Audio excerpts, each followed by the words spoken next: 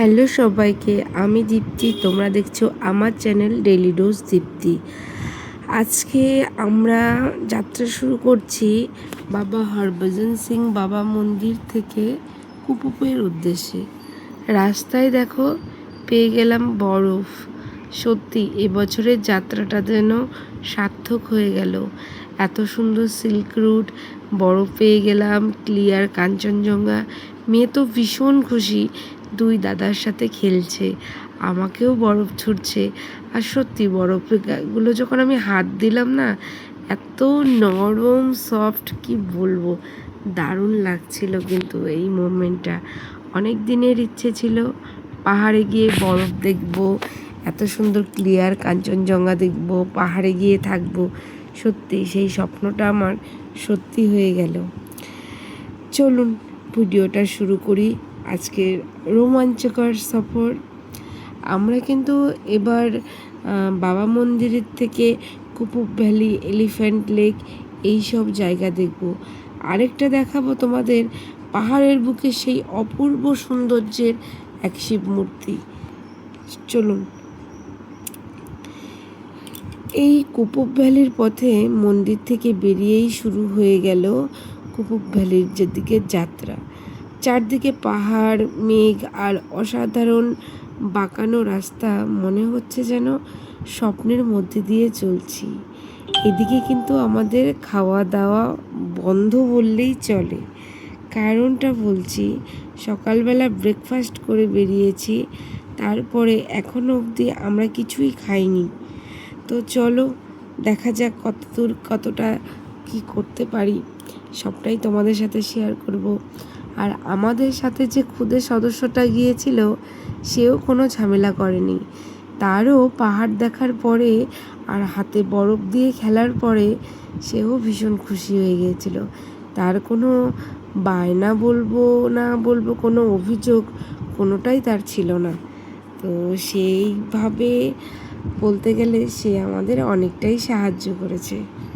আর কি বলবো বলো, সত্যি বাচ্চা কাচ্চা যদি কোথাও ঘুরতে গিয়ে যদি ঝামেলা না করে, সত্যি সেই ঘোরাটা কিন্তু দারুণ হয়।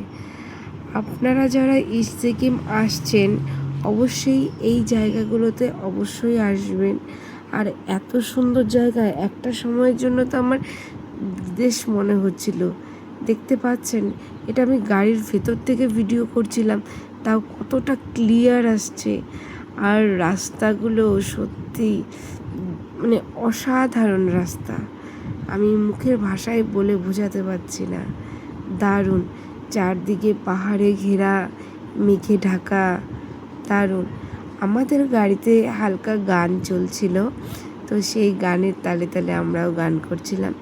অবশেষে আমরা পৌঁছে গেলাম কুপুপে। তো এটা তোমরা অনেকেই বলতে পারো কুপুপ কেন, দেখো সেটা আমিও ঠিক জানি না, কিন্তু এটা এলিফ্যান্ট লেক বলে এই কারণে, এই লেকটা দেখতে অনেকটা এলিফ্যান্টের মতো। তো তোমরা একটু দেখে বলো দূর থেকে, তো সেই কারণে এটার নাম এলিফ্যান্ট লেক। এখন কুপুপে এসে কিছু ভিডিও করছি। এই যে আমার হাজব্যান্ড, আর ওই যে ইয়েলো কালারের জ্যাকেট, ওটা আমার ছোট ভাগ্নে। তো আমরা এখন এলিফ্যান্ট লেক, এটা যখন আমরা নভেম্বর ডিসেম্বরের দিকে এই জায়গাটায় প্রচুর ফুল হয়, প্রচুর মানে প্রচুর ফুল হয়, মানে তার উল্টো দিকে অনেকটাই ফুল হয়। লেকটা এরকমই থাকে আর প্রচুর ভিড় হয়। আমরা যেহেতু অফ সিজনে গিয়েছিলাম, তাই সেরকম ভিড় হয়নি। দেখতে পাচ্ছো জায়গাগুলো, আমার তো বলবো আমার একটু অদ্ভুতই লাগছে। ওই দিকের ঘরগুলো চীনাদের ঘর, দেখো ছোট ছোট ছোট ছোট ঘর। না না, ভুল বললাম, ওখানে আর্মিরা থাকে, এগুলো আর্মি ক্যাম্প, এখানে আর্মি ক্যাম্প। আমার ফোনে ভিডিওটা যেটা আসছে, আমি তোমাদের বলে বোঝাতে পারবো না, জানি না কতটা কি ক্লিয়ার তোমাদের সাথে শেয়ার করতে পারবো।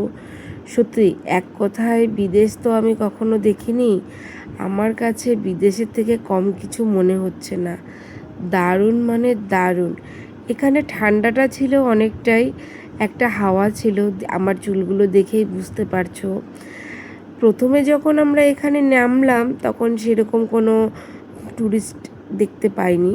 তো আমি নামার পর ভিডিও করছিলাম, তারপরে অনেক টুরিস্ট দেখলাম।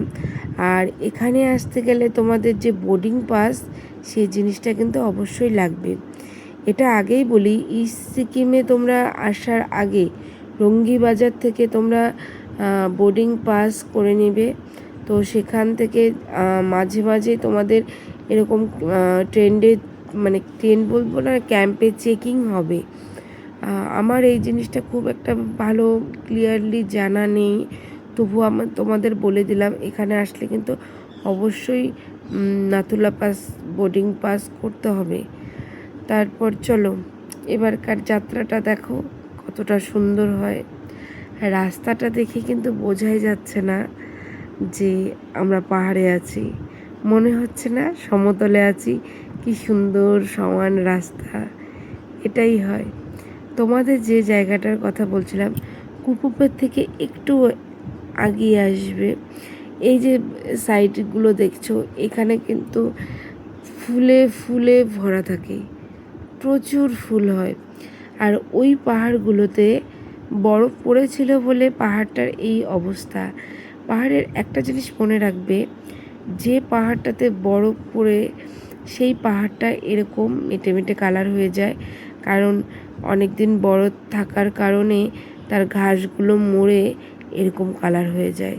আর যেটা সবুজ আছে পাহাড়, ভাবে ওখানে বরফ পড়ে না।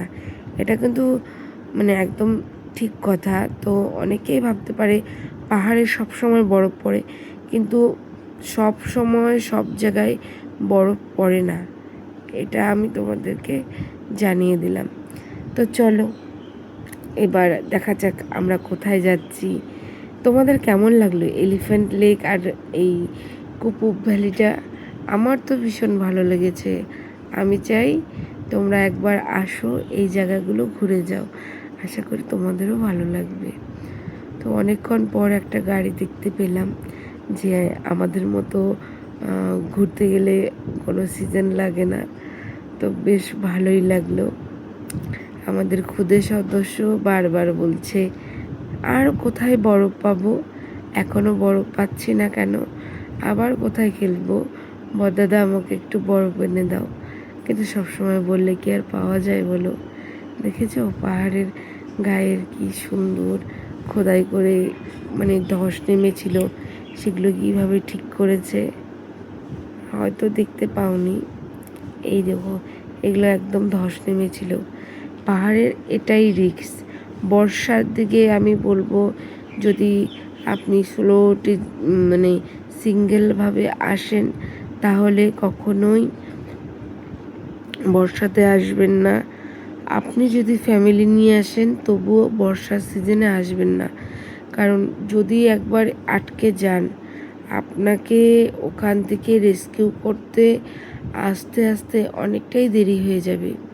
তাই অন্যের ভরসায় না এসে নিজের ভরসায় দুর্গাপূজার পরের থেকে আপনারা এখানে আসতে পারেন বর্ষার আগ অবধি।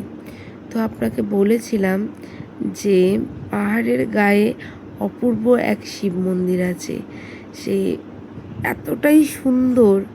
তো সেই শিব মন্দিরের ভিডিওটা তোমাদের সাথে শেয়ার করব। দেখতে পাচ্ছ নিচ থেকে ঠিক কতটা সুন্দর লাগছে, এরকম অপূর্ব দৃশ্য আমি সত্যি নিজের চোখে দেখব বুঝতে পারিনি। চলো ওপরে ওঠা যাক।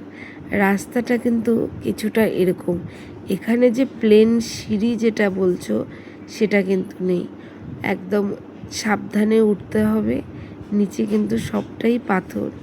এখানে আমি আরেকটা জিনিস দেখাবো তোমাদের, যে জিনিসটার কমতি ছিল পাহাড়ে এসে, মানে সত্যি যে লোকটা বলেছে এখানে যে তোমরা তো খুব লাকি, এত ক্লিয়ার সিল্ক রুট ঘুরছো, ক্লিয়ার কাঞ্চনজঙ্ঘা দেখছো, রাস্তায় আবার বরফও পেয়ে গেছো, এবার একটু ঝর্ণা হলে মনটা একদম শান্তি হয়ে যেত। আমার মনে মনে ইচ্ছে ছিল, কিন্তু প্রকাশ করা হয়নি। তবুও দেখি যদি রাস্তায় কোথাও পেয়ে যাই। আমরা যেহেতু জানি এই সময় ঝর্ণার দেখা মেলাটা মানে একটু চাপের বিষয়, ঝর্ণা হয়তো দেখতে পারবো না, তবুও আশা ছিল যদি দেখতে পাই। আগে চলো, এই বাবা মন্দিরে কিন্তু প্রচুর ভিড় হয়েছিল। ভিড় বলতে সেরকম ভিড় না, কিন্তু তবুও যারা ট্যুরিস্ট এইদিকে এসেছিল, যারা ছাঙ্গু লেকের থেকে ওল্ড বাবা মন্দিরের দিকে যাচ্ছে, তারা কিন্তু সবাই অবশ্যই এখানে দাঁড়িয়েছিল। কার মন্দির সেটা দেখতে হবে তো, আমাদের দেবাদিদেব মহাদেবের মন্দির। তাকে কি উপেক্ষা করে কোথাও যাওয়া যায় বলো? আমি জানি না আজকে আমার এই ভিডিওটা কতজন দেখবে, কিন্তু আমি বলবো যারাই দেখে থাকো, যদি তোমরা প্ল্যান করে থাকো যে আসবে, আমি বলবো অবশ্যই একবার আসো, বাবার দর্শন করে যাও।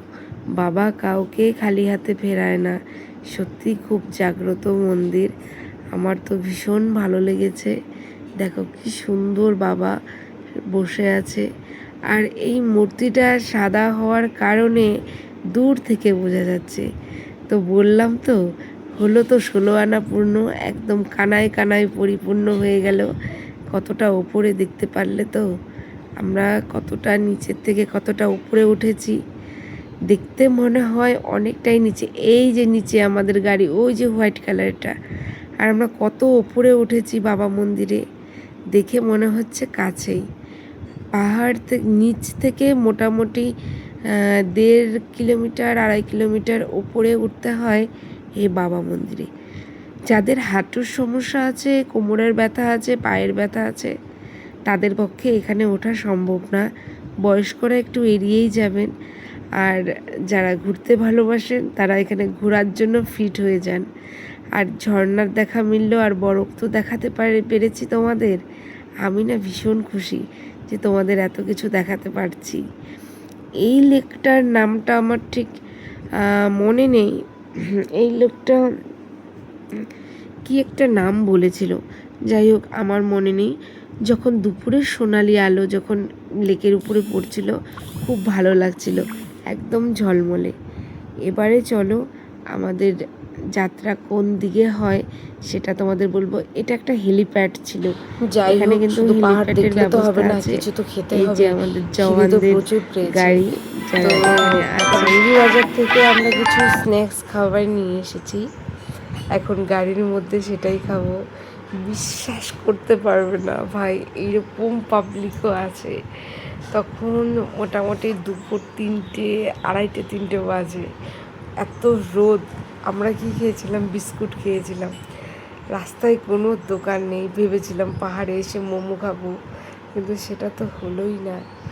মেঘে ঘেরা এত সুন্দর পাহাড় দেখে আমার মন কি আর মানতে চায় যে, মানে কি বলবো, আমি বলে বুঝাতে পারছি না। দৃশ্যটা শুধু তোমরা দেখো আর ফিল করো।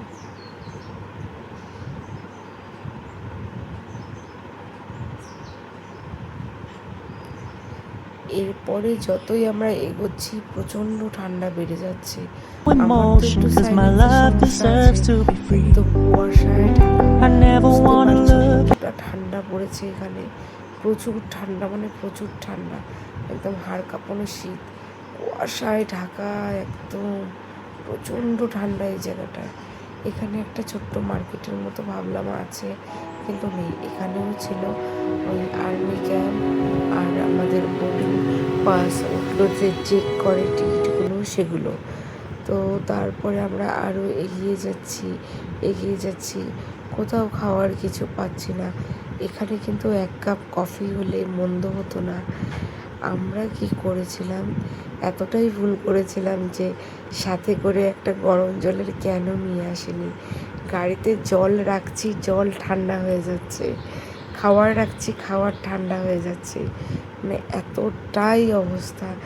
তারপর এখানে পেলাম ছোট্ট একটা মার্কেট, তো এখানে আমরা কিছুক্ষণ দাঁড়াবো, তারপর যাবতীয় টুকটাক কিছু যদি কেনার থাকে কিনবো, না হলে আমরা এখান থেকে আবার আমাদের রওনা দিব আরেকটা গন্তব্যে। তো আমার ভিডিওগুলো কেমন লাগছে অবশ্যই জানাবে। সবার আগে বলছি, আমি কোচবিহার থেকে বলছি, দীপ্তি। তো আপনারা যে দেখছেন আমার চ্যানেলটা ডেলি ডোজ দীপ্তি, অবশ্যই কিন্তু চ্যানেলটা সাবস্ক্রাইব করে পাশে থাকবেন নতুন নতুন ভিডিও পাওয়ার জন্য। বেল আইকন ভিডিও ঘন্টাটা টিক করে দিবেন। ভালো থাকবেন, সুস্থ থাকবেন।